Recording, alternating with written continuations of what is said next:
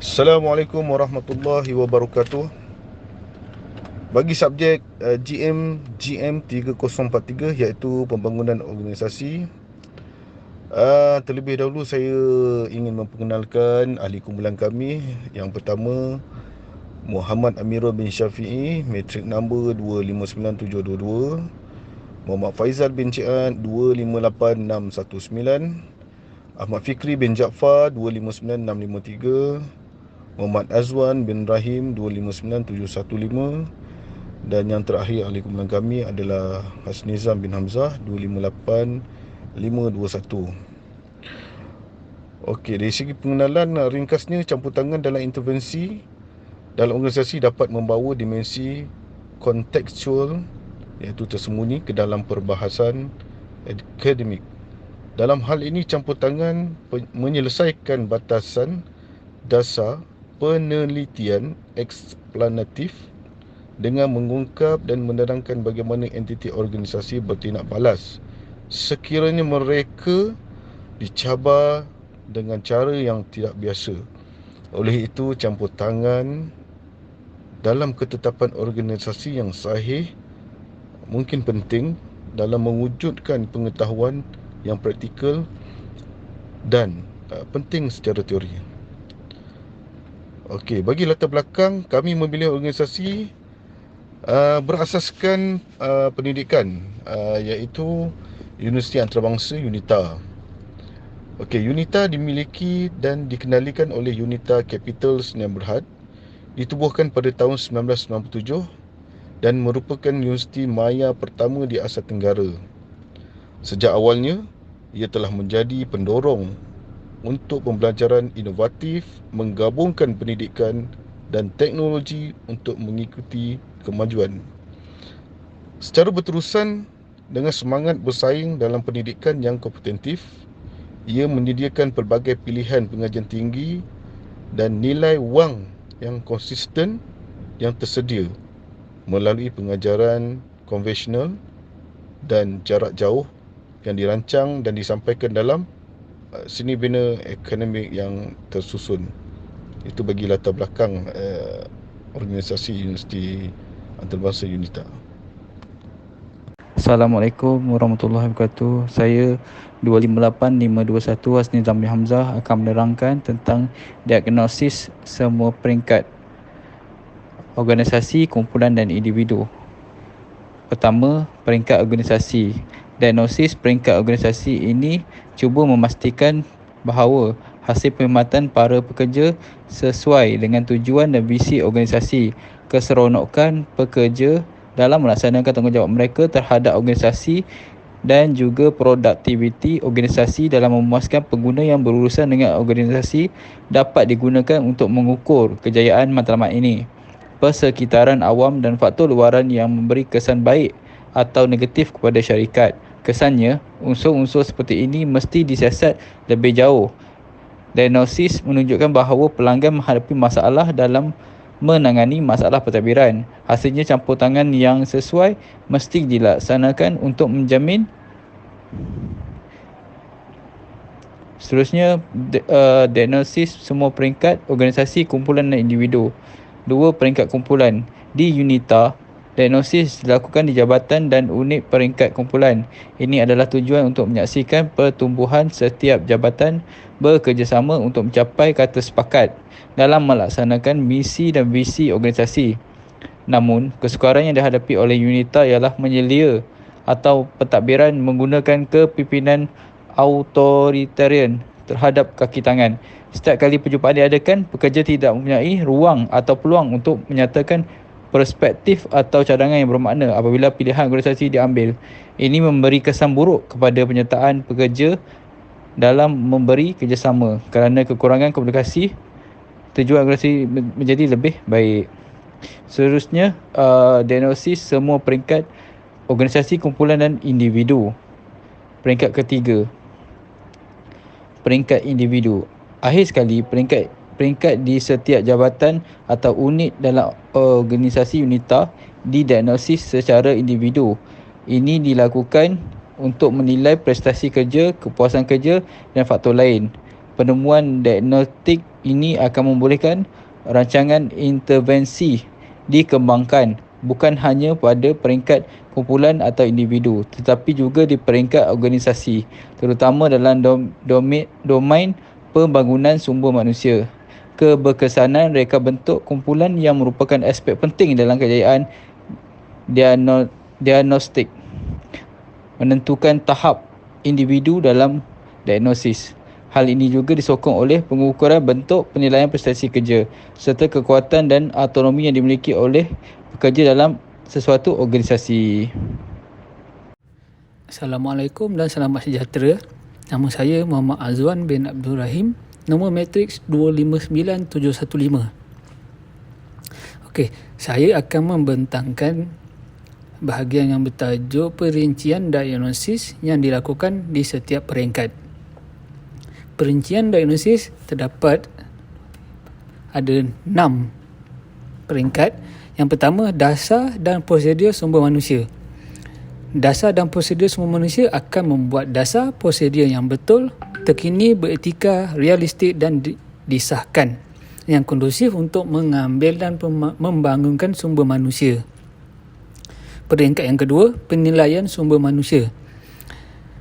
Memperoleh kaki tangan dengan betul dan meningkatkan kecekapan dan keberkesanan sumber manusia dalam melakukan tugas. Peringkat yang ketiga, struktur dan reka bentuk. Membangunkan kedudukan peranan dan hubungan yang akan membawa kepada organisasi tugas dan sumber dan tanggungjawab hierarki yang berkesan dan efisien. Peringkat yang keempat, latihan dan pembangunan sumber manusia. Peringkat ini akan membantu pengurusan untuk mengembangkan kemahiran teknikal, hubungan sesama manusia dan lebih menyokong pekerja dalam melaksanakan tugas dengan lebih berkesan dan cekap. Peringkat yang kelima, komunikasi. Peringkat ini akan mengembangkan komunikasi antara jabatan yang sama dan antara jabatan yang lain. Dan peringkat yang terakhir adalah kepimpinan. Peringkat ini akan membangunkan pemimpin yang berkebolehan dan diperlukan untuk memajukan lagi organisasi tersebut. Sekian, terima kasih. Assalamualaikum dan salam sejahtera kepada doktor dan rakan-rakan sekalian. Nama saya Ahmad Fikri bin Jaafar. Nombor matrik 259563. Saya akan membentangkan berkaitan intervensi perubahan yang dicadangkan dan serta bagaimana ianya akan dilaksanakan. Okey, terdapat 3 isu. Isu yang pertama adalah isu organisasi. Ya, ini organisasi berkaitan UNITA, di mana perlu membuat keputusan mengenai faktor produktiviti mereka, dan apa jenis produk dan perkhidmatan yang akan disediakan di pasaran, serta bagaimana membentuk terma dan syarat yang ditentukan dengan persekitaran dan bagaimana dapat mengubah diri mereka untuk mengerti perubahan keadaan sekeliling ataupun keadaan semasa. Isu-isu strategik ini dianggap paling penting untuk pembangunan organisasi tersebut. Kaedah pengembangan organisasi yang bertujuan untuk isu-isu ini disebut sebagai intervensi strategik. Kaedah ini adalah kaedah penambahan terbaru dalam pengembangan organisasi dan merangkumi perubahan strategik bersepadu, penggabungan dan pengabalihan, perikatan dan pengembangan rangkaian serta pembelajaran organisasi tersebut. Seterusnya, isu yang kedua iaitu berkaitan isu teknologi dan struktur. Okey, terdapat pelbagai jabatan dalam UNITA ini sendiri dan mereka perlu mempunyai pengetahuan yang mencukupi mengenai bagaimana memperuntukkan pelbagai tugas pekerjaan di kalangan individu di dalam organisasi tersebut yang bersesuai dengan kelayakan dan kemahiran dan kemampuan mereka. Jadi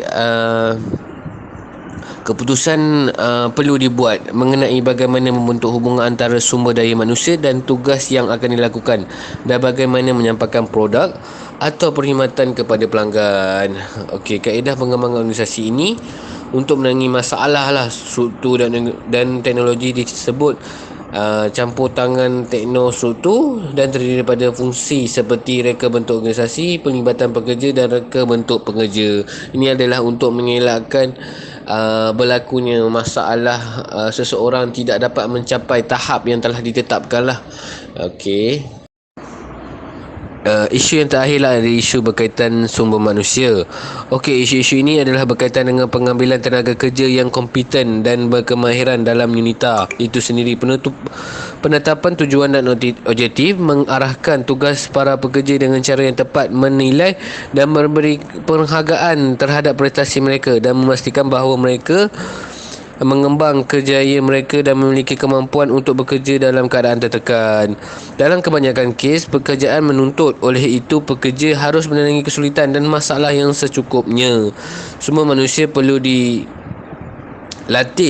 dikendalikan dan diarahkan dengan cekap. Fungsi kepimpinan dalam UNITA dituntut untuk dilaksanakan secara operatif untuk memastikan pekerja melaksanakan tugasnya dengan cara yang memuaskan. Keputusan perlulah dibuat yang mungkin bermanfaat kepada pekerja dan juga organisasi dalam keadaan seteran, sama ada di dalaman ataupun luaran tersebut, organisasi tersebut. Okey, sekian daripada saya. Terima kasih. Assalamualaikum. Saya Muhammad Amirul bin Syafi'i, bernombor matrik 259722, akan menerangkan berkenaan halangan-halangan perubahan yang dijangka dihadapi oleh UNITA. Okey, yang pertama adalah konflik. Konflik adalah akibat yang tidak disengajakan. Menjadi tanggungjawab pemimpin adalah untuk membantu kaki tangan mengatasi kesukaran. Konflik akan mengganggu pekerjaan, jadi pemimpin mesti campur tangan dan mengurangkan masalah. Kedua, perancangan. Contohnya, jika organisasi memperkenalkan sistem baru, organisasi perlu menghargai apakah sistem ini sesuai dengan sistem lama dan bagaimana organisasi akan memindahkan maklumat penting semasa melakukan peralihan. Perancangan yang berjaya melibatkan perwakilan untuk memaksimumkan potensi kaki tangan dan akhirnya meningkatkan kecekapan. Ketiga, kekurangan komunikasi. Pekerja perlu mengetahui apa yang berlaku kerana ketidakpastian akan mengganggu tenaga kerja. Sebaiknya, mereka memahami kemas kini yang dirancang. Jika tidak, mereka kurang sesuai dengan objektif organisasi dan merasa terputus. Komunikasi haruslah secara dua arah kerana kaki tangan dapat membantu prosedur perubahan dengan idea-idea berharga. Sebagai kesimpulannya, intervensi adalah program yang dirancang dengan tujuan untuk membantu organisasi menjadi lebih berkesan dalam menyelesaikan masalah. Dalam mengembangkan keberkesanan intervensi, organisasi mesti mempunyai maklumat yang sah, mempunyai berkenaan keahlian. Berdasarkan sasaran utama hasil program perubahan yang dinilai pada UNITA, terdapat 4 jenis intervensi pengembangan organisasi, iaitu program yang ditujukan untuk organisasi dan proses interaksinya.